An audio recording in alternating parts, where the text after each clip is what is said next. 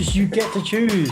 Right? Like here's the scenario. The environment gives us something which can be perceived as negative, can be perceived as not working, can be perceived as problematic. The world's ending. But we get to choose to see it like that, or we get to choose to see it as an opportunity. So clearly that it's my responsibility now to do that for other people. If I have information and, other people's success is my success and vice versa. Because you know what? Like, the challenges or the roadblocks are the journey themselves. There's no big things. It's all little things compounding on top of each other.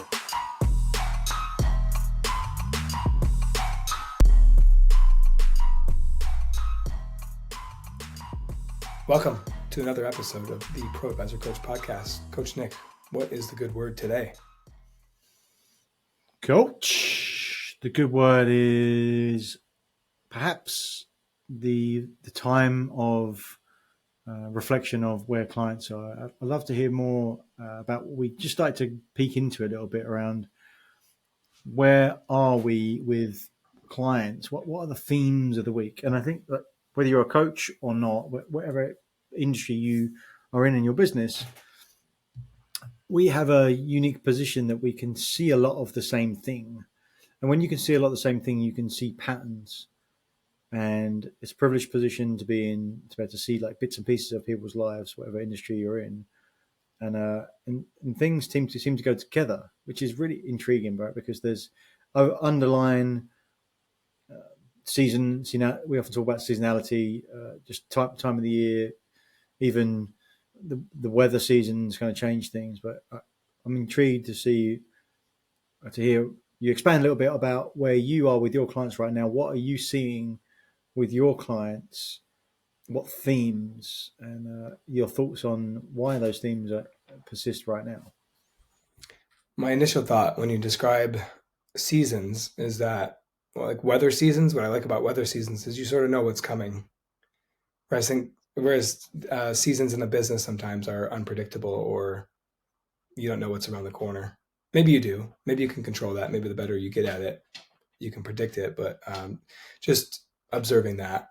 In addition to that, I do believe that we can categorize or think about things in themes, because my belief is that everything is a mirror of ourselves. We're all creators, right? We live our life. So whatever is given back to us is serving us in some way, shape, or form.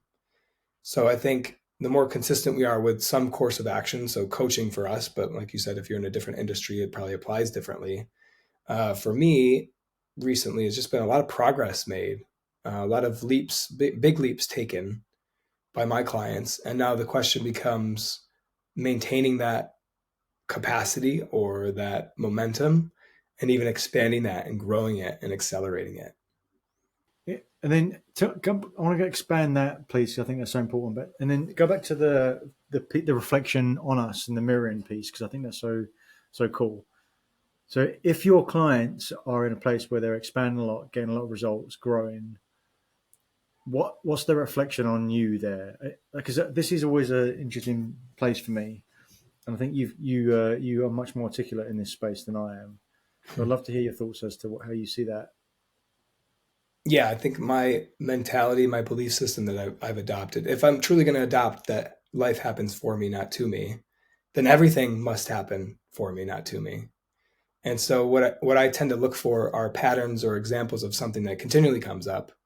So if I have a client like this, that's why themes exist, right? Because it's happening in multiple areas and over a period of time, at least in my definition. So to your point, I feel like I myself have made leaps and bounds, progress recently. I've been doing a lot of self-work and examination and taking bold action that's uncomfortable and navigating through those spaces.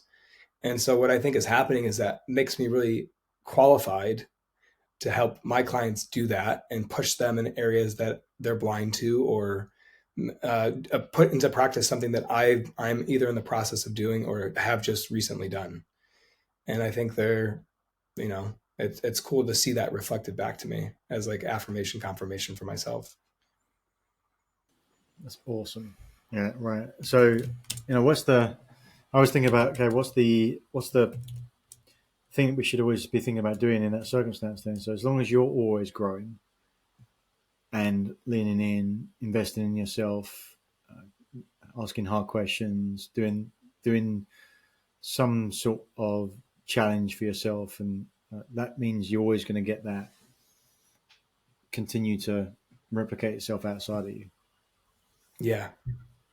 Yeah, I think we maybe talked about this a few episodes back of like the game I want to play is internal, and I'll optimize that game and then just kind of let the external formulate. So there's a bit of a discrepancy of how most people perceive like manifestation, right? Is almost like a buzzword of like how do things come into form, how do they come into existence? And I think I used to have this belief system with, well, there has to be some amount of work, or like I need to reach out at some point. But I think, I don't know, there's certain things with like how easy can we make this, or how good can we get it? And that's been a lot of what I've been working on recently of like, let's first define what I want my life to look like. And it's mostly around how I feel.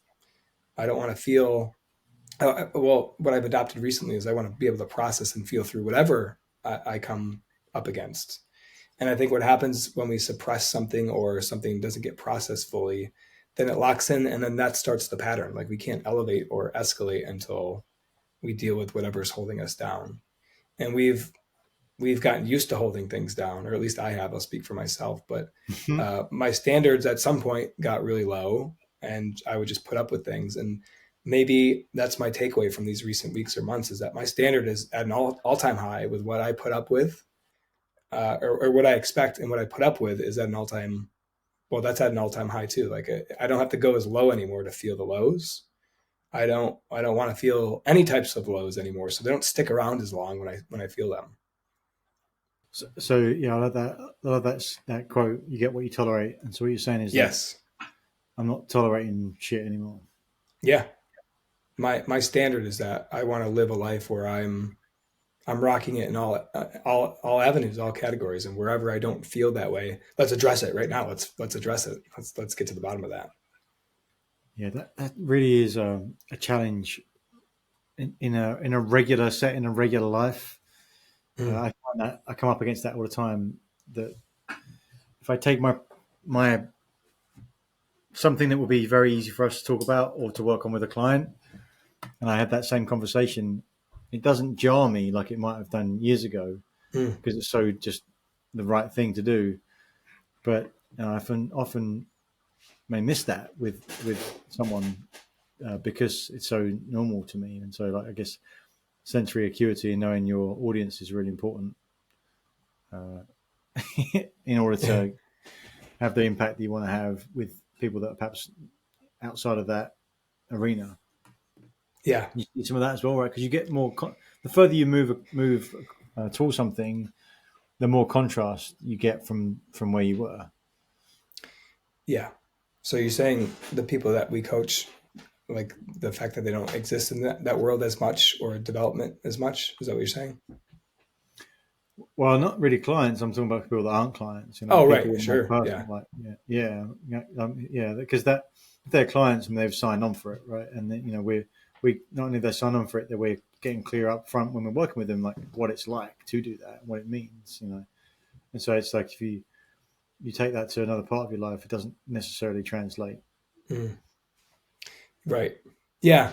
So that's part of building the environment around you too for your development, or for whatever that might be. So that's interesting to think about. I wonder, like, that's why we love coaching, right? Because coaches, that's how our minds are trained to look for progress and to think of progress. But I think it's overlapping in other circles of mine too. And maybe that's part of this conversation, is that, right.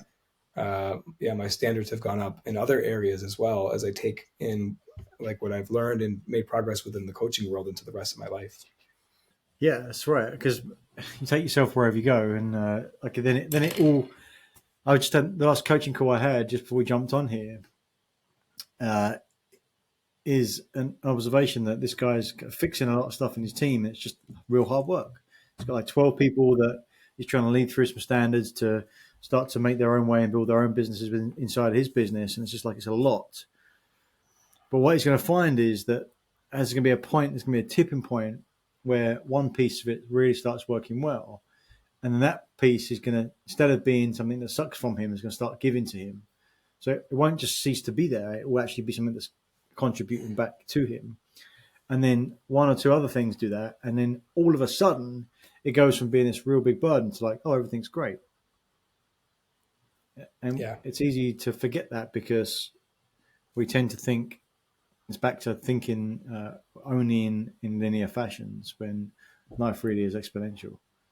Mm. Yeah. And I think of that last part with, sometimes it feels really hard to address those things, right? So it's like the concept of hard, easy. Once you do it though, you look back and be like, oh, I was making that harder than what it was. It's actually really easy.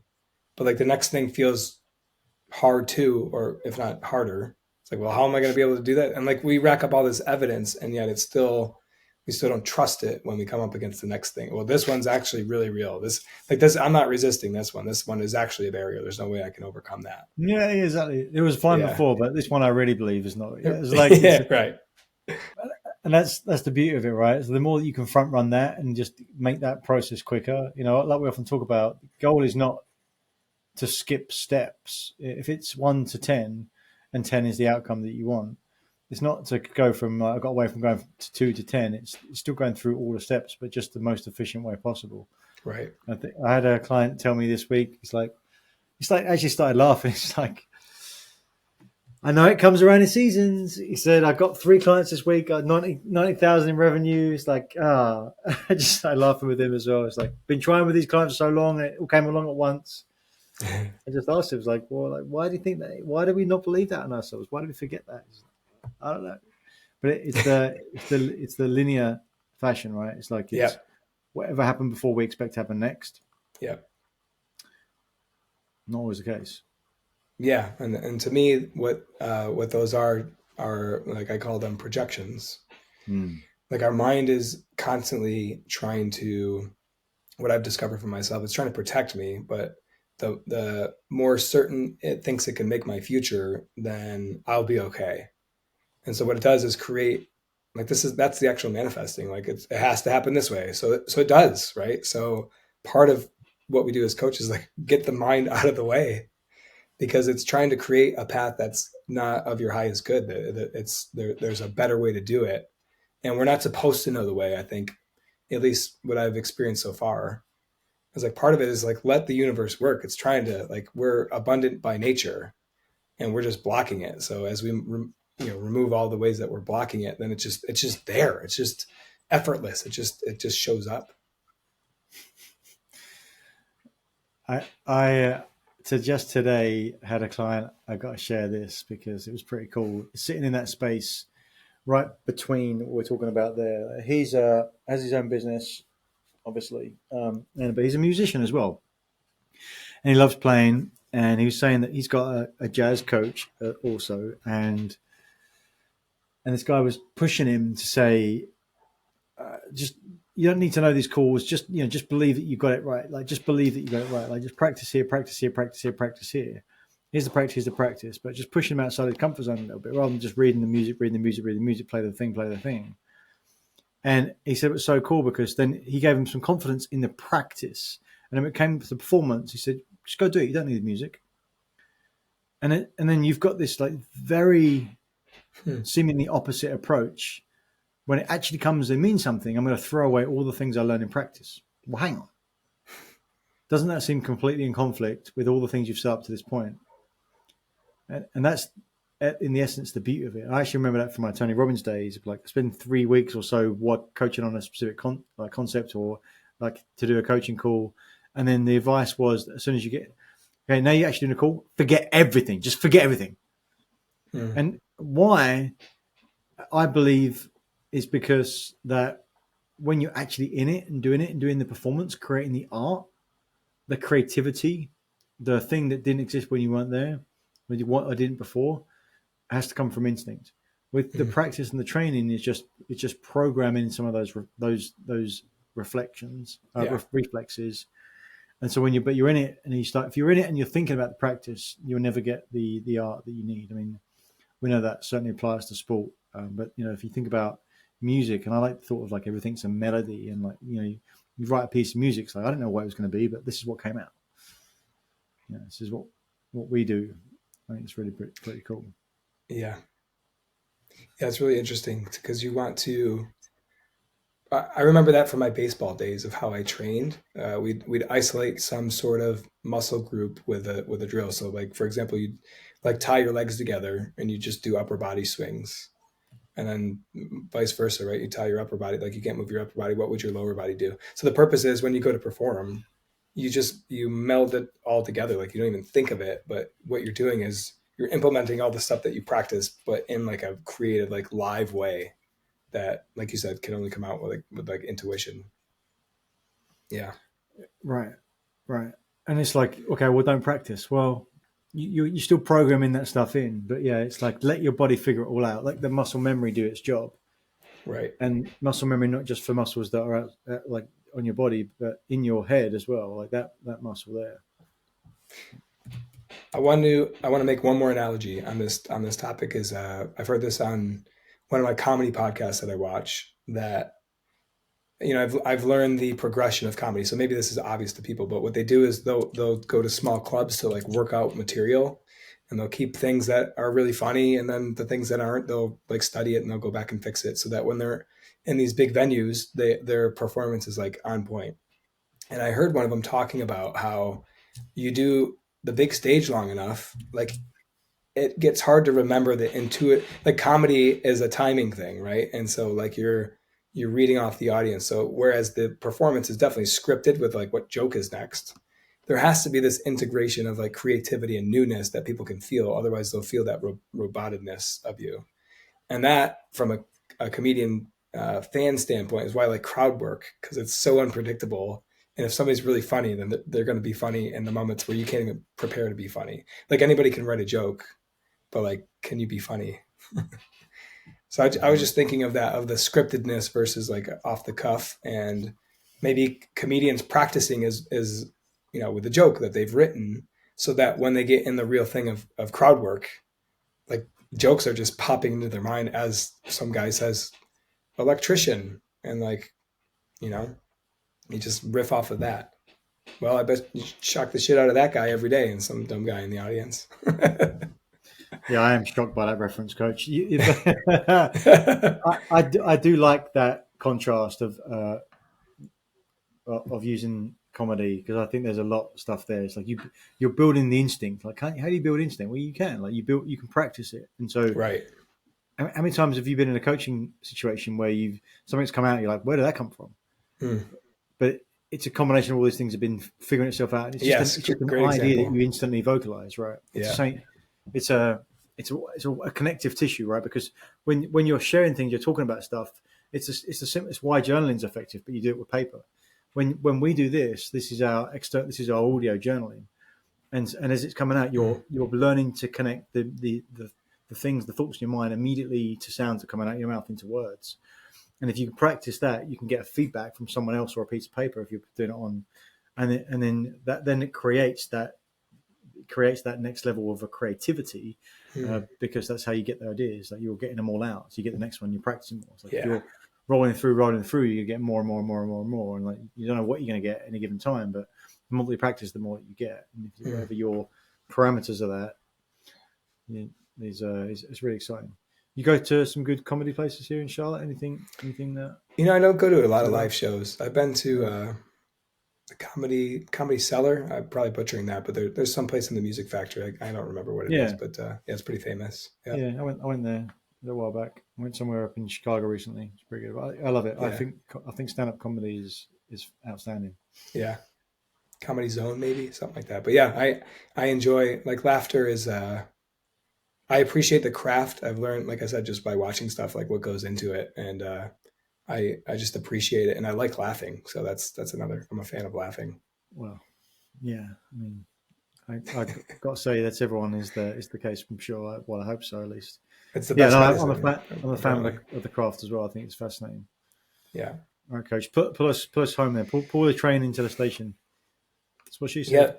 Yeah. This is good to think about the progression of where we started the conversation, and then like the self-work and the mirroring and internal, external, and then practicing. So maybe that's the takeaway, that it's all integrated for me, that there's no perfect formula for making progress, but you kind of find your own along the way. and then what clicks to you or with you might not click with other people, but like find your formula, make your impact, and keep expanding the ways in which you can expand. Absolutely, Coach. I think beautifully put. And I'll also say, additionally to that, to know that even if you've got something that works for you now, it may not work for you at any time in the future. It may work for the next 20 years and all of a sudden appear to stop. Or it may work forever, or it may work for 20 minutes. You just be aware that that's the case, and that is part of the process. Love it. See you next time. Thank you for watching another episode of Truth Seekers. We appreciate your interaction. So please comment, like, subscribe to YouTube, Apple Podcasts, or Spotify, wherever you get your podcasts. And if you want more, check out some of our links. Links to our masterclass, The Achiever's Mindset, and come join our LinkedIn group. And what do you want to see more of? Remember, we're here to share the simple secrets of successful. So help us do that. What do you want to see? What do you want to see more of? Thanks, and see you again next time.